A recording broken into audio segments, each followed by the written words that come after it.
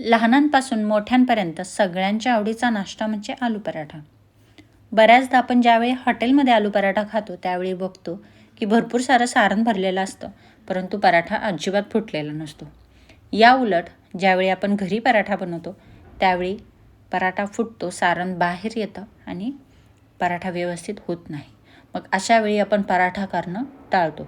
तर आता या पद्धतीने तुम्ही पराठा तयार करून बघा. कितीही सारण भरलं आणि कितीही पातळ पराठा लाटला तरीही पराठा अजिबात फुटणार नाही. त्याचप्रमाणे या व्हिडिओमध्ये लागणारा संपूर्ण टिप्स मी तुमच्यासोबत शेअर केलेला आहे. व्हिडिओज जर तुम्हाला आवडत असतील तर लाईक करा, शेअर करा, कमेंट करा. चॅनलला सबस्क्राईब केलेलं नसेल तर चॅनलला सबस्क्राईब करा. चला तर मग रेसिपीला सुरुवात करूयात.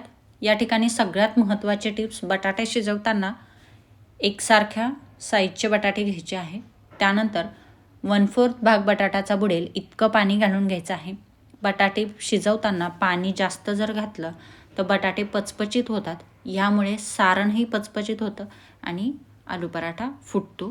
त्यानंतर यामध्ये चवीनुसार मीठ घालून घ्यायचं आहे, किंवा दुसरीही पद्धत या ठिकाणी तुम्ही वापरू शकता. पाण्यामध्ये स्टँड ठेवून त्यावरती जाळी आणि मग बटाटे ठेवून 3 ते 4 शिट्ट्या करून घ्यायच्या आहेत. फुल गॅसवरती मात्र शिट्ट्या करून घ्यायच्या आहेत, कमी गॅसवरती शिट्ट्या करायच्या नाही.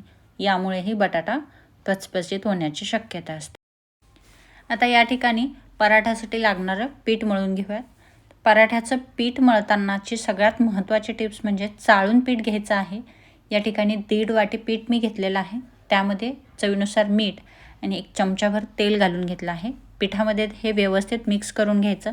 यामुळे पराठा छान मऊ लुसलुशीत होतो. त्यानंतर थोडं थोडं पाणी घालून चपातीला पीठ मळतो त्या पद्धतीने पीठ मळून घ्यायचं आहे.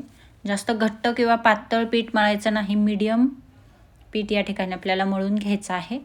त्यानंतर यावरती थोडंसं तेल घालून घ्यायचं आहे आणि पुन्हा 1 मिनिटभर हे सगळं व्यवस्थित तेल पिठामध्ये चोळून घ्यायचं आहे. चोळून घेतल्यानंतर पीठ एक अर्धा ते पाऊण तास भिजण्यासाठी ठेवून द्यायचं आहे, जेणेकरून पराठे छान मऊ लुसलुशीत होतील.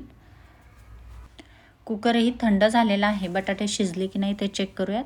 तर या ठिकाणी आपले बटाटे व्यवस्थित शिजलेले आहेत. याच पद्धतीने आपल्याला बटाटे शिजवून घ्यायचे आहेत आणि याचे साल काढून थंड होण्यासाठी ठेवून द्यायचे आहेत.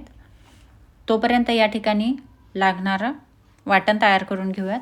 वाटणासाठी या ठिकाणी मी 4 हिरव्या मिरच्या घेतलेल्या आहेत, 2 ते 3 लसणाच्या पाकळ्या आणि थोडंसं जिरं घालून पाणी न घालता वाटून घेतलेलं आहे. त्यानंतर थंड झालेले बटाटे सगळे व्यवस्थित मॅश करून घेतलेले आहे. याऐवजी किसणीने किसून घेतले तरीही चालतील. यामध्ये तयार केलेल्या मिरचीचा ठेचा किंवा वाटण जे आहे ते घालून घेतलेलं आहे. भरपूर सारी कोथिंबीर, चवीनुसार मीठ आणि थोडीशी हळद घालून घेतलेली आहे. त्याचप्रमाणे थोडीशी आमचूर पावडर आणि धनाजिरा पावडरही तुम्ही या ठिकाणी ॲड करू शकता. सगळं साहित्य हाताने व्यवस्थित एकजीव करून घ्यायचं आहे. तुम्ही बघू शकता एकदम कोरडं असं आपलं सारण या ठिकाणी तयार झालेलं आहे आलू पराठ्याचं. अजिबात हाताला ते चिटकत नाही. परफेक्ट असं सारण या ठिकाणी आपलं तयार झालेलं आहे. आता याचे गोळे तयार करून घ्यायचे आहेत. अजिबात हाताला सारण चिटकत नाही. या पद्धतीचं सारण आपल्याला तयार करून घ्यायचं आहे. जर सारण बनवताना हाताला चिटकत असेल किंवा पचपचित झालं तर यामध्ये भाजलेलं 3 ते 4 चमचे बेसन घालून घ्यायचं आहे. आता या ठिकाणी पीठही छान भिजलेलं आहे आणि सारणही आपलं तयार झालेलं आहे. तर पराठे लाटून घेऊयात.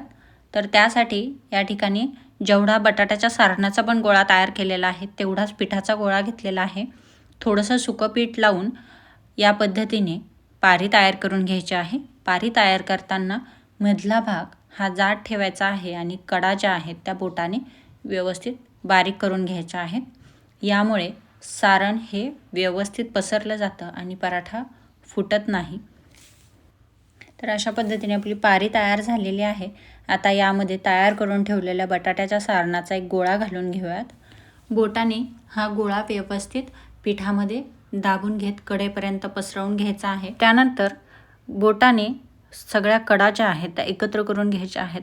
कडा एकत्र करताना सारणवरती आलं तर ते बोटाने व्यवस्थित दाबून घेऊन सगळा गोळा जो आहे तो व्यवस्थित बंद करून घ्यायचा आहे.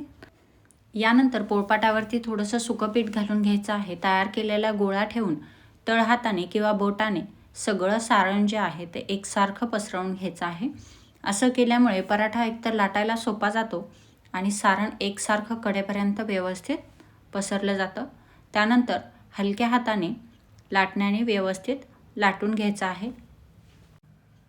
लाटताना 1-2 वेळा लाटलं की पराठा पलटवून घ्यायचा आहे किंवा सरकवून घ्यायचा आहे. या पद्धतीने कडा लाटून घ्यायच्या आहेत आणि व्यवस्थित एकसारखा पराठा या ठिकाणी लाटून घ्यायचा आहे. तर या ठिकाणी अगदी पातळ असा पराठा आपण लाटून घेतलेला आहे.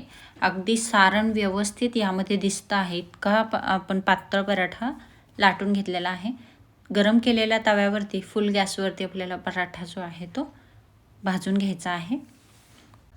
या पद्धतीने फोड आले की मग पराठा जो आहे तो उलटून घ्यायचा आहे. अगोदर जर पराठा उलटवला तर तो फाटण्याची शक्यता असते, म्हणून पराठ्याला ज्यावेळी फोड येतील त्यावेळी पराठा पलटवून घ्यायचा आहे. त्यानंतर यावरती साजूक तूप घालून घेतलेलं आहे. तुम्हाला हवं असेल तर तेलाचा किंवा बटरचाही वापर करू शकता, परंतु साजूक तुपाने पराठ्याला टेस्ट छान येते. तर दोन्ही बाजूनी खमंग असा पराठा व्यवस्थित भाजून घ्यायचा आहे.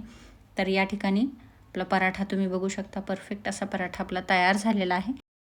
आणखी एक पराठा या ठिकाणी मी तुम्हाला भाजून दाखवते. त्यासाठी अगदी पातळ असा पराठा मी लाटून घेतलेला आहे. तुम्ही बघू शकता सारण अगदी व्यवस्थित यातून आपल्याला दिसतं आहे. तर असा हा पराठा दोन्ही साईडनी व्यवस्थित भाजून घ्यायचा आहे आणि यावरती साजूक तूप घालून घ्यायचं आहे. तर पराठा भाजताना सगळ्यात महत्त्वाची गोष्ट म्हणजे गॅसची फ्लेम ही फुल ठेवायची आहे. यामुळे पराठा व्यवस्थित आणि एकसारखा भाजला जातो. याच पद्धतीने सगळे पराठे मी या ठिकाणी भाजून घेतलेले आहेत.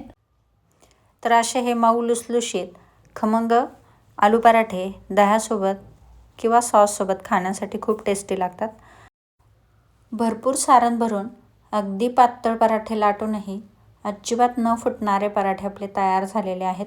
तुम्ही बघू शकता सारण अगदी करडेपर्यंत व्यवस्थित पसरलेलं आहे.